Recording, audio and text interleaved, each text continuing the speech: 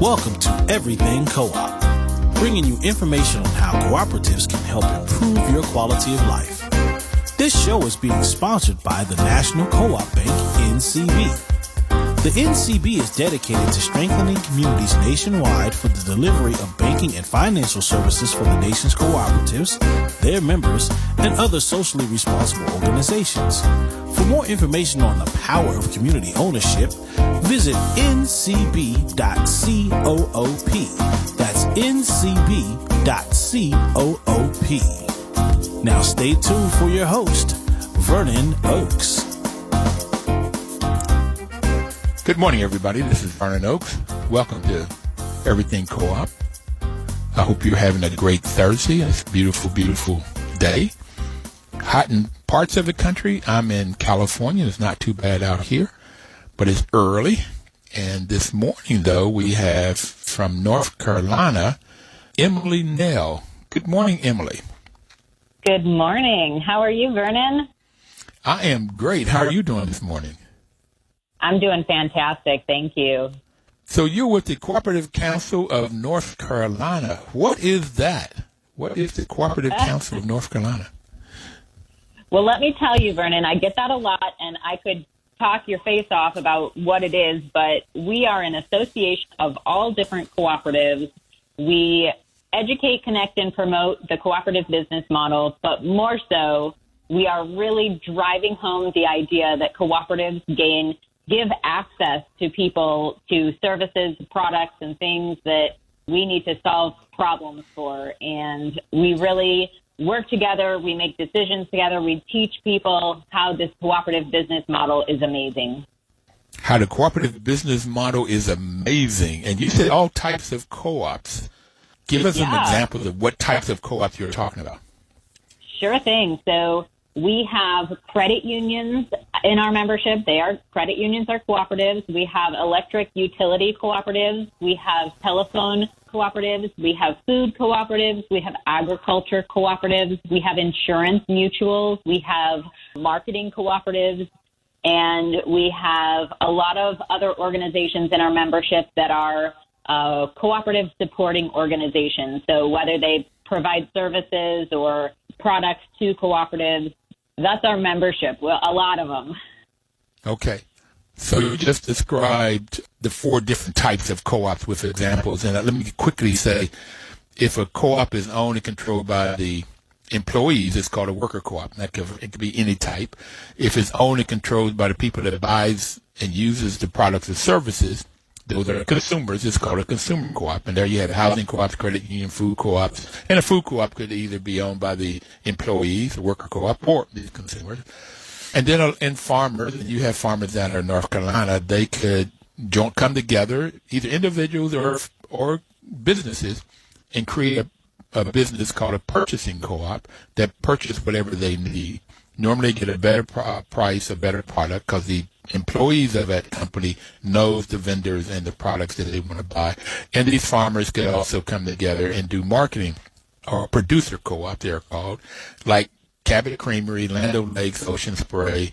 These are businesses that markets the farmers' products, and they could get to markets that the farmer could not get to. The North Carolina products could end up in California through these companies, or New York City, and that individual farmer could not do that. So these co-ops provide lots and lots of services for the people that are there. And just real quickly, Emily, there's a group of black women in Pittsburgh called Ujamaa, and they are artists. And they're a combination of a purchasing and marketing co-op. These artists came together, and they got a storefront. And this storefront, they sell their goods, whether it's jewelry, paintings, clothing. And so individual artists could not afford to open up a storefront, but working together, they have done that. And I went there in July one year, and I bought all of my Christmas gifts and stuff that year. So that is Ujamaa, which is a purchasing marketing co-op. So that's what you serve. You serve all of these different co-ops in North Carolina. That's correct. That's correct. All of the different kinds of co-ops in North Carolina. Okay. So let me ask you, how did you get into this? That's a great question. I stumbled into this cooperative council in North Carolina. I started my career as a commercial banker in Chicago. I married into the military. We moved around, and I ended up in New Mexico with a very tiny credit union. I had no idea what a credit union was. I figured it was just a different name for a bank. My CEO, who I reported to, gave me the Kool-Aid to drink about co-ops. He gave me every opportunity that I asked for and even more to learn about credit unions, the cooperative movement, and sent me on travels that really opened my eyes to the world of cooperatives. And when we moved to North Carolina in 2015, I stumbled across this job posting for the Cooperative Council of North Carolina and went ahead and applied, and it sounded weird enough that I got suckered in.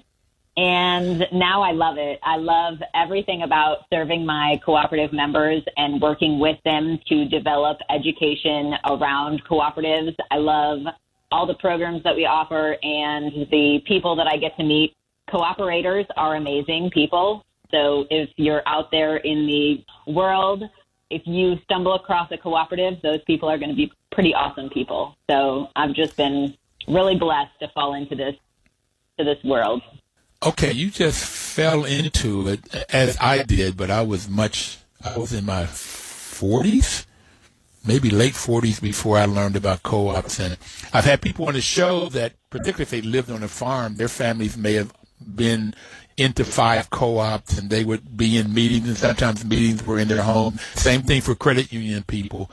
Sometimes the young folk, really get it early on. They get the Kool-Aid, as you say, or they get bitten by this knowledge and information of these cool people. Now, what makes cooperators cool, phenomenal people you say they are? What about them? Well, let me tell you, so cooperatives really follow these cooperative principles, and depending on who you're talking to, there's going to be either 7 or 8 cooperative principles, and they all make up this amazing way to build and follow your business. One of them is concern for community. One of them is your education and training. So typically, cooperatives really follow these and live these principles out. So they educate their folks on what it means to be a cooperative, member-owned, having a voice, having a vote, having access and service to their members. So they give that education, and then they really have that concern for community. So they're making where they are a better place for not only their members, but their communities. They're trying to make that difference. So these folks care, and that's the simple way to say it. These folks care. So you talked about the 7 principles. Let me quickly go back over them. The first one is voluntary and open membership. It's open to anybody, no matter what your gender or what race you're coming from, or how old you are, which political affiliation you have, or your religion. It just doesn't make any difference. And how much money you have. It doesn't make any difference. And the second one is 1 member, 1 vote, democratic member control. Again, doesn't make any difference how much money you have. And in a capitalistic model, you buy more and more stock based on how much money you have, and therefore you have more say. In a co-op, it's 1 member, 1 vote. Then you get member economic participation. You pay to get into a co-op. It could be a lot of times co-ops will make it where you can pay on time if it's a food co-op, a housing co-op. And the other part of it, if you make a profit or have a surplus, the members in that voice that you were talking about, Emily, they get to say what happens to that money. Autonomy and independence, they must have control. The cooperative members must have control. And the 5th principle you talked about was my favorite, and the reason I first loved co-ops was education, training, and information. I've taught 11 years of my life, and my mother was a teacher. Education is critical. Knowledge is critical, and that's in the body of the DNA of cooperation. It's always training, always training, always training. And then the sixth one is cooperation among co-ops, and you're in a great place for that to watch that happen and help that to happen, that these different co-ops will help out each other. And the seventh one is concern for community, which you talked about, and that was the first one you mentioned. The second one you mentioned was education. So concern for community, and I have it that co-ops are formed to solve community problems. And one guy said, Emily, Papa Sin from Senegal, the first month we were on the air 7.5 years ago, he said, if there's no community problem, there's no need for a co-op. Okay, so he took it a little bit further. So you fell into this. You liked the people involved. You did credit unions, and you thought it was just another bank, and you found out it's a co-op. And your boss helped you to understand what a co-op is, gave you into that fifth principle, and gave you the training, all the training you needed, wanted, even maybe you didn't know you needed or wanted. That's phenomenal. And then you came and applied for this weird job that you now, or do you like what you're doing? I love what I'm doing. I love it. It's an amazing way to spend my days. So you're not one of those Americans or workers anywhere in the world that sort of have to pull yourself out of bed, drudgery and painfully, not wanting to go to work. You pop out of bed and excited about getting to do what you do? Yeah, I pop out of bed every morning. I'm definitely a morning person, so I pop out of bed. I'm excited to do the work that I do. There are a few things in my job that I don't necessarily love, like the spreadsheets, the reports, those kind of things, But for the most part, 90% of what I do, meeting people, going out, doing the trainings, doing the education, camp, our workshops, those are the things that I love doing. Okay, now I happen to love looking at spreadsheets. I've majored in math and then an MBA, and spreadsheets tell me a lot. That's where I get my numbers from. So I love that part of the work too. And maybe one day you might get there too. But anyway, you said you like the camps and you like the workshops. Quickly, what is the camp? What is that? Oh man, Cooperative Leadership Camp coming up here next in 2 weeks is our high school leadership camp where the teens come to camp and build a worker-owner T-shirt cooperative. And they experience every cooperative industry in our state through a hands-on workshop to really give them the information about that industry and that co-op. Thank you. We're going to come back. We're going to take our first break now, and we're going to come back, and I really want to dive into this leadership camp and see what it would take for me to come over there and see what I can learn about co-ops and get to play. I guess you get to play. But we'll be right back. Please don't touch that dial.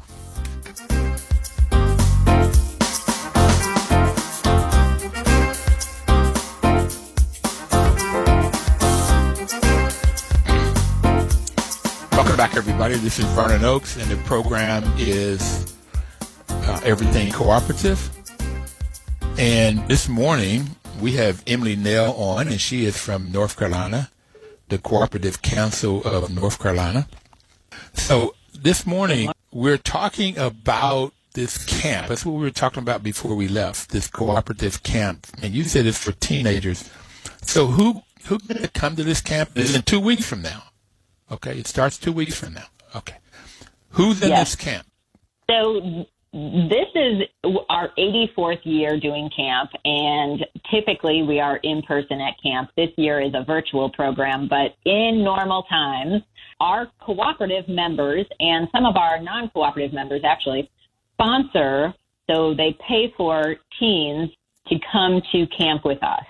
So they have either members or folks in their community or folks in their schools that they select and recommend for camp.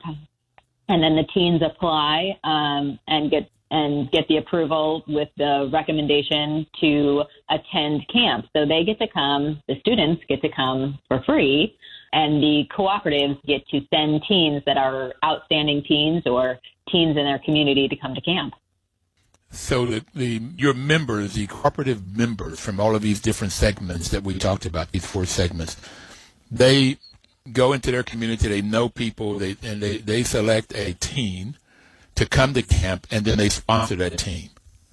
Right? How much does correct. it cost to sponsor? Yes. How much does it cost to sponsor a team? If you're not a member, you're not a cooperative, but you really want to support a team and growing, what does it cost to sponsor a team? $395 for one teen to attend, and that's whether you're a member or non-member. And that is done pretty easily on our website to sponsor. You put in your information, put in what you want to sponsor, and we send you an invoice for that. And then we also have the opportunity for teens, if they hear about this through their schools, which in North Carolina public school system, they have endorsed this camp as a business opportunity. And so they share out the camp information through their guidance offices to all the high schoolers. And so high schoolers can also apply to be sponsored. And so we have a sponsorship committee that reviews those applications. And if there's organizations that don't necessarily have teens selected, they can sponsor from this pool of teens that apply individually. Okay. This sounds exciting. So exciting that Everything Co-op would like to sponsor a teen at $395. I have personally sponsored scholarships from my high school, Bluefield High School, at a $500 for seniors going into college, and that has been extremely rewarding to me to go talk to these teens about what they're going to do, what they want to do with their life, what they want to major in, and knowing what one can learn in co-ops. And I'm going to ask you that question in a minute. We want to sponsor those. So how do I do that? You said go to your webpage, but what is your webpage, and how would I make that contribution? Well, first, that's awesome. Thank you so much. That's incredible that you're going to send a teen to camp. So we so appreciate your support. So if you go to our website, which is www.ccnc.coop,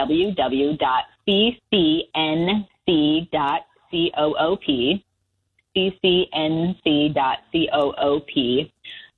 we have a menu drop down, and you'll select that first item, Cooperative Leadership Camp, and that will take you to the page where you can see about camp, you can see the countdown, and then on the bottom in the middle is a sponsor organization form. So you click on that and just enter your information and what you would like to sponsor, and we send you the invite for that sponsorship. Okay, so I've gone on your webpage, CCNC, Cooperative Council of North Carolina, .coop. Perfect.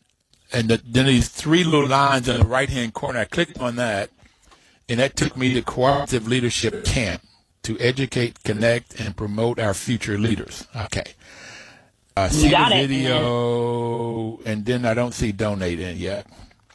I see camp application. Scroll down to the bottom, and you'll see the image of 4 County Electric live line truck. It's in the middle on the bottom.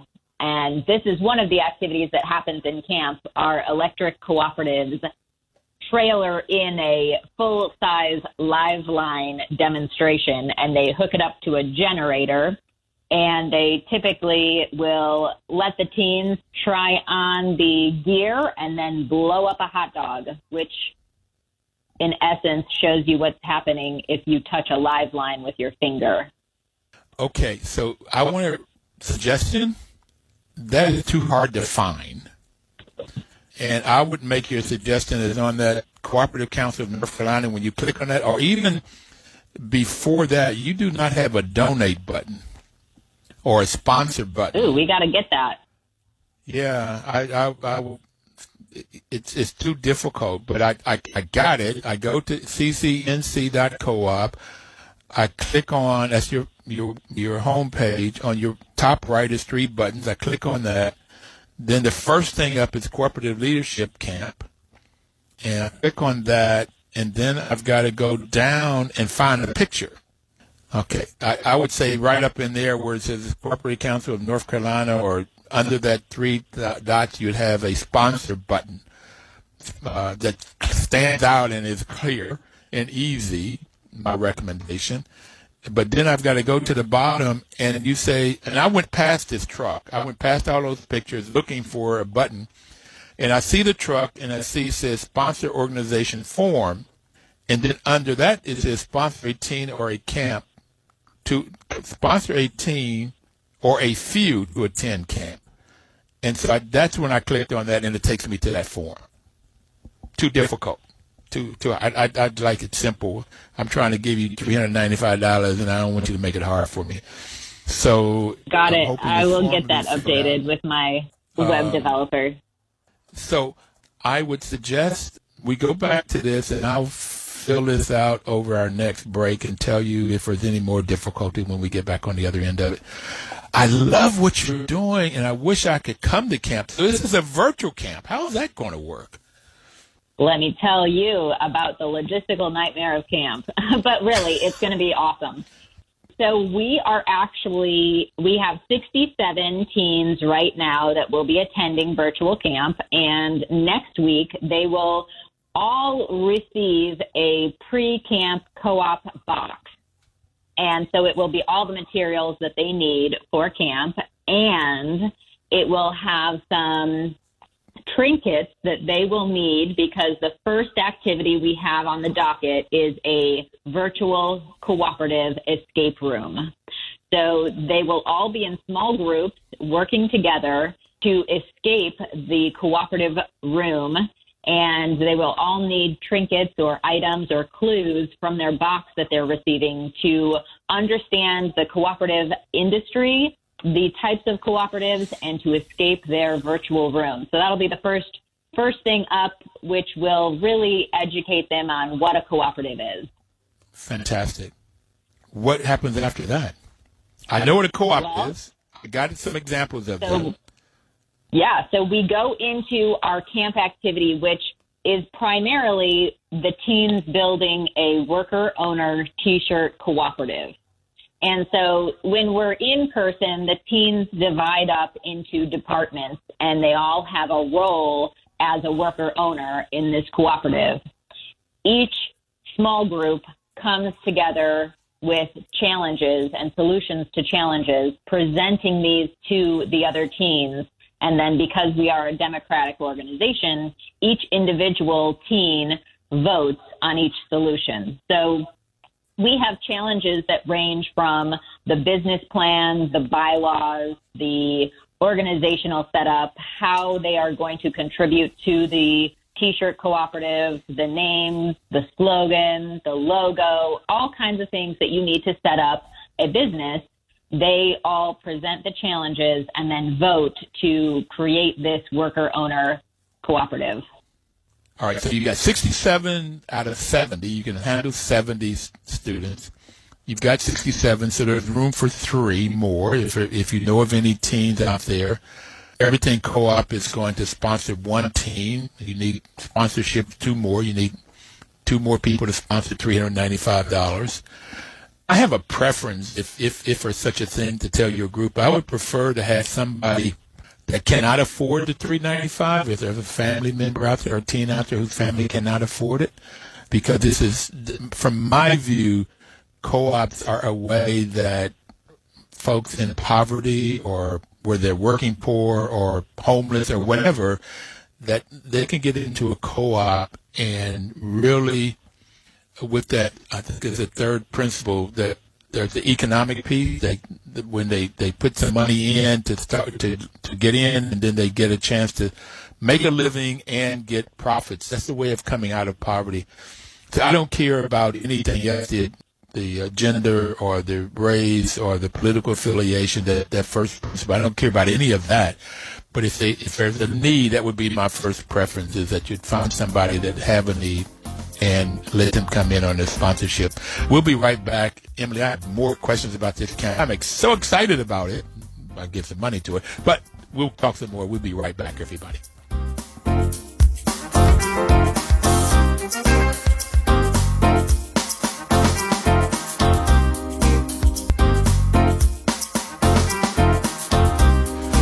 Welcome back, everybody. This is Vernon Oakes, and the program is Everything Co-op, and we have Emily Nail on the phone with us this morning. She's Executive Director of the CCNC, the Cooperative Council of North Carolina.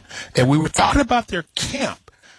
It's coming up very, very soon. 11 10 days from now. Yeah. 11 days. Okay. And you have only three slots available.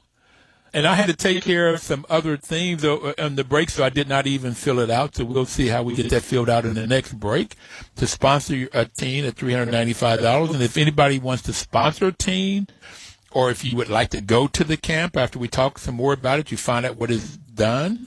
You get a box that gives you a lot of information, and you'll know what a co-op is. And then you'll work on creating a business, a T-shirt business.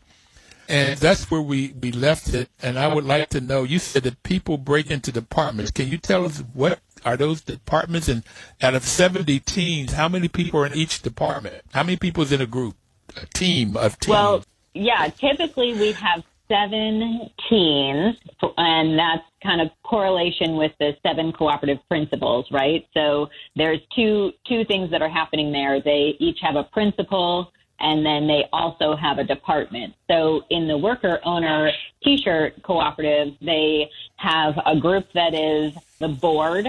So we have a board that governs the cooperative. We also have a department that is our management structure. We have a department that then handles the marketing, and that kind of also handles the talent show, if you will, for the 7 cooperative principles for each group. We have a production department, and we have communications department. So that each small group has their focus on making this cooperative business work. And then as we go through the week, everybody as a whole get different business challenges, and each small group then comes up with a solution to that business challenge.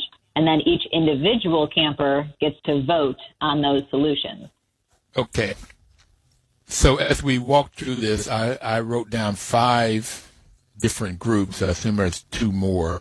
Production is where they produce the T-shirts. Is that what you mean by production? Correct, yeah. Okay. And so that's like the operations part of it, or part of the operations part of it. Communications, marketing, management, board. Okay. Financial department. We also have our financial department. Okay. Everybody has to have those finances done. Mm-hmm. Yeah, exactly. And then our community outreach. Ah, yeah, right? Neat. The things that I like. So those are your 7 groups, and so I assume there's 10 people in each, 10 teams in each, to make this 70 teams. And so Everybody has to participate, everybody gets a voice, everybody gets a vote. And Correct. You're doing the training, okay? And so each one of these teams will not only have a board or a management, they have a role to play, they also have a principal to play. And That's somebody correct. would be the Yes, 5th principal. Yeah. Mm-hmm. Yeah, so throughout the week, each team is coming up with a way to showcase their principal in our Thursday night talent show. So they do some sort of skit or demonstration. This year we're calling it the TikTok challenge. So they are creating a TikTok video of their principal. And that's a competition that all the other teams will vote on the best TikTok video for our challenge. But they come up with how to express that principle to the other teams, how to educate the other teams on their principle. I have a request. There's a man that I met, and he has something he calls Farmer Brown MC, and I've asked him to create some hip hop videos about co-ops, and he's got one done. He's doing 4 more. So my request is, if I send you this video, will you sometime, maybe the Thursday night or sometime during this week, ask the kids what they think about the hip hop, what they think about this music piece? Yeah, for sure. Sounds fun. All right, I'll send that to you. And he has written 10 songs, and he's produced this one. He just went in the studio and did it himself. He did everything himself. And then he's in the process of going into the studio and doing 4 more. His name is Trevor Clyburn. goes by Farmer Brown, the MC, and he likes working with kids and getting them into co-ops. So it's great. So what I have right now is, thank you for that, and I'll send that to you. I have 7 groups, and out of these 7 groups, they have a function that they have to deal with: board, management, marketing, production, communication, finance, and then community outreach. And then they have a principal of the 7 principles that we've already gone through that they would do a skit with, a TikTok, a video. Now, how will they do that video when it's virtual? Because they won't be together, I guess. Well, so we are using a platform for communications, and they'll have the opportunity to work in small groups in a video chat room. So they will have to be creative. I'm excited because, we're not putting on any limitations. So what the teams come up with is going to be really, really creative. And I can't imagine that they'll struggle with that one. They will not struggle, is what you're saying. They'll know how to do it. No, they won't. Right. They are so smart with technology and so further beyond what I could even do. So I'm excited to see what they come up with. Well, you talk about what you can do at your age. I'll be 74 here pretty quick. So yeah, it to me sounds like, oh, that's daunting. Okay, all right. But I got, if you're 14, 15, 16, 17 or whatever, you have been doing this technology your whole life. If there's probably even if you don't have a computer in your home, you're a part of this. Okay. But here's what we haven't talked about. I'd like to talk about how you get this into what you're training them, and that's the cooperative values of self-help. And I find that one interesting. Self-responsibility, being responsible, democracy, that one member, one vote, equity, equality, and solidarity. So it's self-help in a solidarity framework. Self-help in a team approach. How do you help yourself within this team where you make the decisions that are best for the team? And in the tradition of the founders of cooperatives, at least in the 1844 group, they believe in the ethical values of honesty, openness, social responsibility, and caring for, and I put one another. It says caring for others. I put one another, like the golden rule. How do you put that into these values, into training these young people? Well, Vernon, that's a great segue into talking about what my cooperative members contribute to camp. The different organizations in North Carolina put together experiences for these teens to do at camp. So let me just give you an example.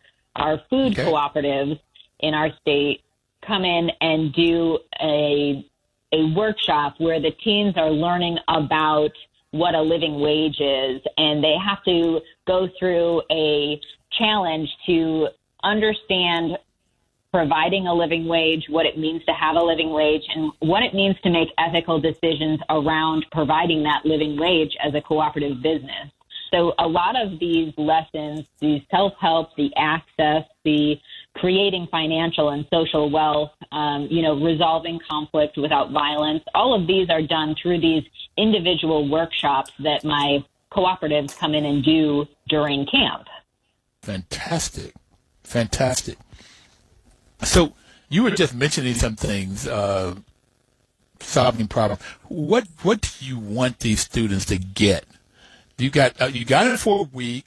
You have their undivided attention 24/7. Like, what do you want them to walk away with? Gosh, I could go in so many ways on this. I could talk probably for another half hour just on this topic. But realistically, what I want them to see is that cooperatives are a valid business model that give the opportunity to provide access. Cooperatives were started really to provide that access to folks that didn't have access. It creates that wealth, whether it's financial, social, community. It provides the opportunity to solve problems in your community. And so I really want these teens to see that cooperative businesses provide all of these things and are a very successful business model that they might not have ever heard of. Fantastic, phenomenal. Yeah, that's why we have this radio show. That's why National Co-op Bank has sponsored it for 7.5 years. Because too many Americans, even if they're in a credit union, housing co-op, or rural electric, these consumer co-ops, they may not even know they're in a co-op and what a co-op is all about. So I'm really excited about this and wish I could have had a camp like this when I was 14 years old. It is great. So those are the things you want them to learn. I've got how one can get it. And I really like that the North Carolina school system has also sponsored this and let the counselors know about it. How has that been working, and how did you get that started? That's funny. I actually was invited to do a summer teachers conference. So North Carolina has their summer teacher conference for about a week every year, and they go through different programs and opportunities for the teachers to learn about resources out there that they can participate in. And how this really came about was the council, my organization, gives a small stipend to North Carolina teachers to come to camp with us and help us with the teens. So this was an opportunity to share not only that opportunity for teachers to come with us, but for them to share that information out to their students. So a couple of years now, I have presented at the Summer Teacher Conference the opportunity for both the teens and the teachers to come to camp and see how this is done. And now from that, I've got a whole bunch of teachers that really help me develop the program each year and make it better and better. And now we have a 36-page adult manual that comes with camp. So they have all the information they need right up front before we even get to camp. You have a 36-page adult manual. That's right. Would you send that adult manual to me? I'm almost an adult, but I would love to see what you're having the adults to learn. Okay. That's definitely, I can send that over to you. Yeah, we really developed it because these teachers that came the first year really had no idea what a cooperative was, right? They saw that they got a small stipend to come to camp and moderate the teens' behavior, and they signed up and said, yes, please. But then they got there and they were like, well, I guess I should know something about a cooperative. So we have this manual that not only walks them through what that cooperative is, but also what activities we're doing each day, each program, and what the learning objectives are for each activity that the teens are doing. So we really have it spelled out in the way that teachers can read through and understand the program and the camp. Okay, so we're getting ready to take our final break already. Wow, boy, it's gone by quick. Oh, my gosh. We could talk all day. But I want to come back and talk to you a little bit about the Appalachian Regional Commission. They have a educational network that I was a part of for about 14, 15 years. And I tried to get to them about co-ops. Unsuccessfully. Maybe I sowed a seed here or there.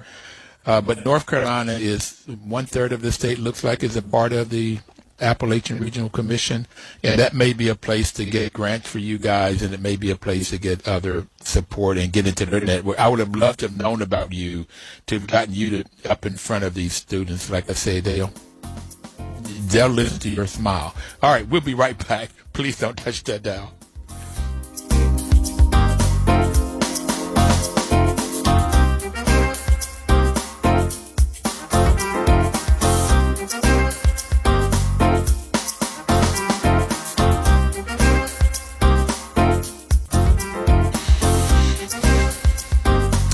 Welcome back, everybody. This is Vernon Oakes, and the program is Everything Cooperative. You know, this program is brought to you by the National Cooperative Bank. NCB's mission is to support and be an advocate for America's cooperatives and their members, especially in low-income communities, by providing innovative financial and related services. Low-income communities, we were talking, I mentioned Appalachian Regional Commission, that's 13 states. One of the critical component of this region is low-income communities, whether that's North Carolina or West Virginia, where I'm from. And, Emily, I see that North Carolina is about 1/3 in Appalachia, where West Virginia, all of the state is in Appalachia. And we have some similar characteristics. But have you ever applied or looked at Appalachian Regional Commission for either grants or They have an entrepreneur development group, a STEM education, research, leadership, all of the stuff that you are teaching in your weekly program. Have you ever done any work with them? I have not, no, but looking at them, you're right. We are, our western part of the state is in the south central, what they list as their south central area. And so that's definitely something I need to tap into and look into. We'd have about 250 to 300 educators in our summer week camp for educators, but it was all about education and different things one could do. And I did, not at the summer camp, but when they had regional meetings and maybe there were 20 people, they did let me speak on cooperators, and they knew nothing about cooperation and cooperatives. So I did not make the headway I wanted to make. And I did talk to Doug O'Brien, who is the executive director of NCBA, about trying to meet with him at one point since he was rural. He was with Department of Agriculture, their rural division, and he was willing to do that. But then I have stopped being involved in that because the group I was with in West Virginia disbanded. It was hard to get money. That's a whole nother story. I'd love to talk to you about it at some point. But I always ask the question at the end, do you love what you're doing? You've already answered that one. What I want to talk about now is the future. And I have it that there are 6 pandemics, COVID-19 being one, guns, the economy, climate change, racism, and what I call stupidity, which our 5th principle could help people with. They say that COVID is a hoax. Some people say that racism doesn't exist. And where do you see training these young people will help us in the future so that perhaps we don't have the COVIDs or we can get out of them much, much faster? You know, that's so interesting that you asked that. And I think one of the things that cooperatives really believe in is that education and that training. And I think in that is also listening and understanding. And with this camp, I think one of the biggest opportunities for the future is that we're really educating and not only educating, we're not doing PowerPoints, we're not presenting information. They are actually given a challenge and they have to work together to solve that challenge on their own. We're not giving them the answers. So really making sure that they experience the opportunity to build a better business, a better community, a better opportunity, really making sure that they're coming up with solutions that resolve the issues without violence, coming up with solutions to those community problems, working together. Just having that experience is critical for going forward with the next generation. Personal question. Are you married and do you have children? I do, yes, both of those. I am married and I have 3 children, all under the age of 6. So I have a 6-year-old, a 4-year-old, and a 1-year-old. So they haven't gone to camp yet. Okay. Yeah, not yet. But hopefully when they get into high school, when they qualify in the age and you know, we've been doing it for 83 years, and I hopefully we'll be doing it for another 83 years, but definitely would try to get them to go to camp when they are of that age. And why would you want your children to go to camp? I For think kids there's under 6. Okay. Yeah. I mean, when they're of that age, I think it's a twofold answer on that one, because one of the things is that North Carolina, we have such a diverse population. And when teens are coming from every corner, every nook and cranny of the state, they get to experience these different areas through interactions with other people. So that's the first one, just meeting people and understanding their diversity, giving that opportunity for inclusion. That one's a huge one for me. And then the second one is really understanding that cooperative business model. It's something that I sure didn't hear about this in high school, and I went through my master's in business and didn't really learn anything about a cooperative business model.